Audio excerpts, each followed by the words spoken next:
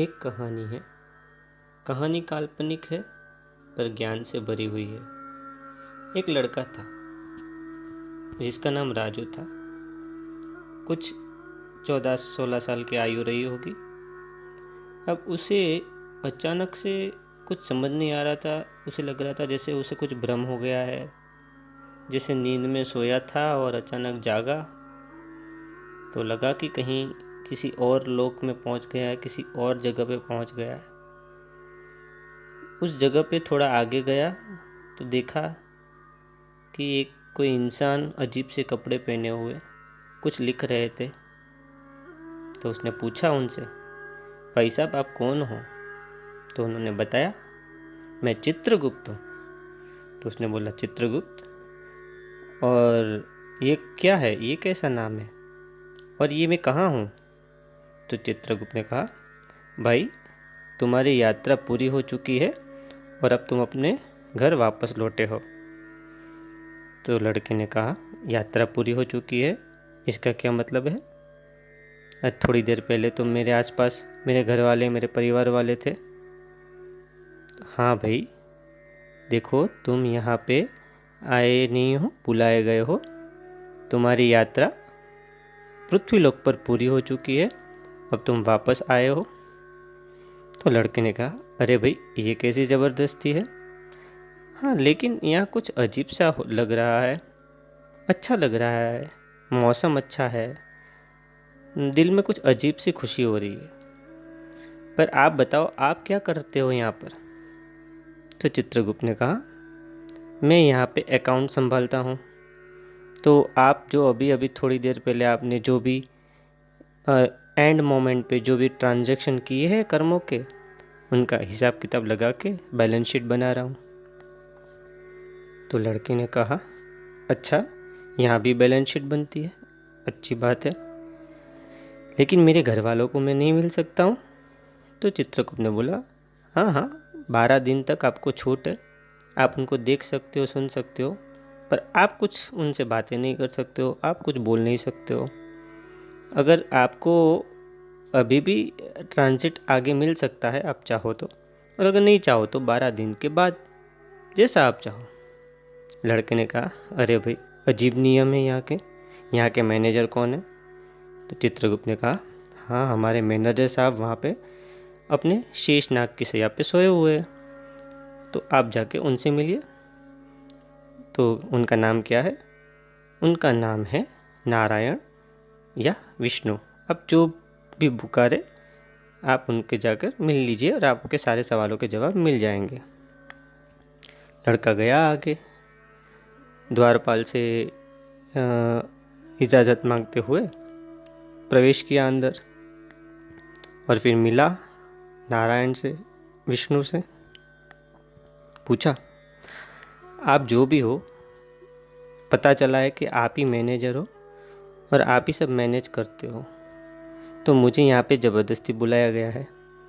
वैसे तो बड़ा अच्छा लग रहा है, बड़ा सुकून है, पर मुझे यहाँ क्यों लाया गया है?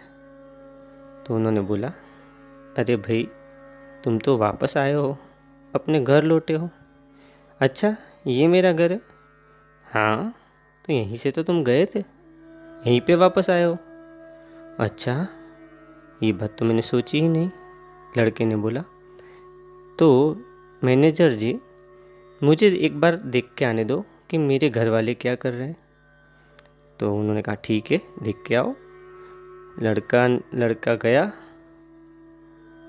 पृथ्वीलोक पे, अदृश्य रूप से सब कुछ देखा, देख के वापस आया और बोला, मैनेजर साहब मैं तो सारा तामझाम देख के आया हूँ नीचे, बहुत रो रहे हैं मेरे पीछे, बहुत याद कर रहे हैं। कुछ लोगों ने तो पूजा करवाने की सोच रखी है, बोल रहे हैं मेरी आत्मा की शांति के लिए ये करना पड़ेगा, वो करना पड़ेगा। पर मुझे तो लग रहा है कि मैं तो बड़ा शांत हूँ, अशांत तो वो है। तो नारायण ने कहा, हाँ सच बात है, तुम शांति होगे क्योंकि घर लौटे हो। तो लड़के ने पूछा, अच्छा ये मेरा घर है, तो मैं वहाँ क्या करने गया था? तो उन्होंने बोला कि देखो, वो है ना, पाठशाला है, बच्चों की पाठशाला। पृथ्वीलोक मतलब बच्चे वहाँ पे पढ़ने जाते, सीखने जाते, और ज़्यादातर बच्चे बिना सीखे ही वापस आ जाते। तो फिर जैसे ही घर पे आते हो, वापस पाठशाला में भेजे जाते हो। तो लड़के ने बोला, ये क्या बात हुई? तो आप पहले से क्यों बता के नहीं देते कि भाई जब आओ तो पाठ सारे सीख के आना? तो नारायण ने बोला, अरे हमने तो पूरी व्यवस्था कर रखी है, सारे पाठ पढ़ाए जाते हैं। अब आप ही नहीं पढ़ते हो तो हम क्या करें? तो क्या वो सब तो ठीक है, पर ये लोग जो मेरे पीछे रो रहे हैं, उनको मैं कैसे बताऊं कि मैं सुरक्षित हूँ, मैं मज़े में हूँ, आनंद में हूँ? तो कि ये बताना असंभव है, क्योंकि वो लोग सोच रहे हैं कि वो घर में बैठे हैं और तुम घर से बाहर निकल गए हो। सत्य तो यह है कि वो बाहर बैठे हैं और तुम घर में हो।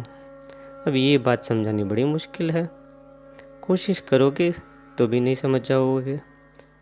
हमने तो बड़ी कोशिश कर ली, कितने ज्ञानियों को भेजा, कितने ऋषियों को भेजा, कितने अवतारों को भेजा, सब बोल बोल के थक गए कि भाई तुम्हारा घर कहीं और है, पर कोई समझ नहीं पाता।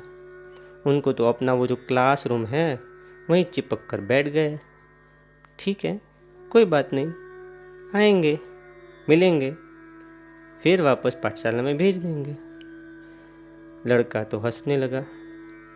भगवान, अब समझ में आया, ये सब जो बोल रहे ये लीला लीला लीला, ये आपकी लीला अब समझ में आ रही है कि आप हमें कुछ पढ़ाने के लिए भेजते हो, हम बिना पढ़े आ जाते हैं। तो ठीक है, अब मेरी वापस बारी कब आएगी पढ़ाई के लिए? तो कि ये तो चित्रगुप्त को मालूम है, चित्रगुप्त के जाकर अपना सारा अकाउंट चेक करा लो और आगे की यात्रा के लिए बंदोबस्त कर लो और बोलो हरी हरी।